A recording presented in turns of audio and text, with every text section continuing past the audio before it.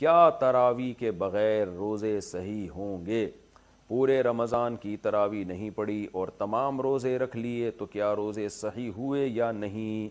سلیم نسیم، دیکھیں تراویح اگر کوئی نہ بھی پڑھے تو روزے اس کے بہرحال صحیح ہو جاتے ہیں، روزوں پہ فرق نہیں پڑتا، لیکن تراویح سنت مؤکدہ ہے، قابل ملامت ہے وہ شخص جو تراویح کی نماز نہیں پڑھتا، تو اس لیے تراویح بھی پڑھنی چاہیے۔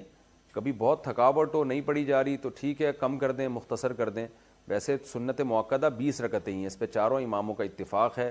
حضرت عمر رضی اللہ تعالی عنہ سے 20 رکعتیں ثابت ہیں، اور شروع میں اسلاف میں ہمیں 16 رکعتیں بھی ملتی ہیں، 20 سے زیادہ بھی ملتی ہیں، لیکن بعد میں جب تحقیق ہوتی چلی گئی تو چاروں امام اس پر متفق ہو گئے کہ کم سے کم تراویح کی رکعتیں 20 ہیں۔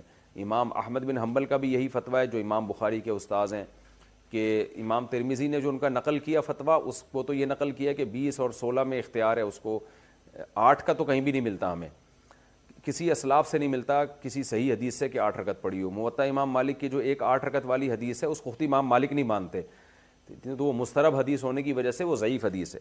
تو موطا امام مالک میں بھی 20 رکعتوں کا تذکرہ ہے، اور بھی ہمیں بہت ساری روایات میں زیادہ تر میں 20 رکعتوں کا تذکرہ ہی ملتا ہے، اس لیے امت کا اس پر اجماع ہو چکا ہے کہ 20 رکعتیں۔ یہ اجماع ہونے کے بعد پھر اختلاف پیدا کیا ہے 20 سے کم، بعض لوگوں نے فتویٰ دیا کہ 20 سے کم۔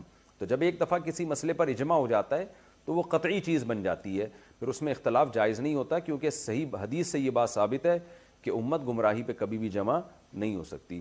تو اس لیے آپ 20 رکعت تراویح پڑھا کریں، لیکن اگر آپ نہیں پڑھتے تو روزہ بہرحال آپ کا ہو جائے گا، لیکن روزے کی اہمیت تراویح سے کروڑہ گنا زیادہ ہے، کیونکہ روزہ تو بہرحال اسلام کا ایک رکن ہے۔ ایسا نہ ہو کہ تراویح نہ پڑھنے سے روزہ بھی چھوڑ دیں آپ۔ مرکز دین و ایمان، مرکز دین و ایمان، مرکز دین و ایمان، مرکز دین و ایمان۔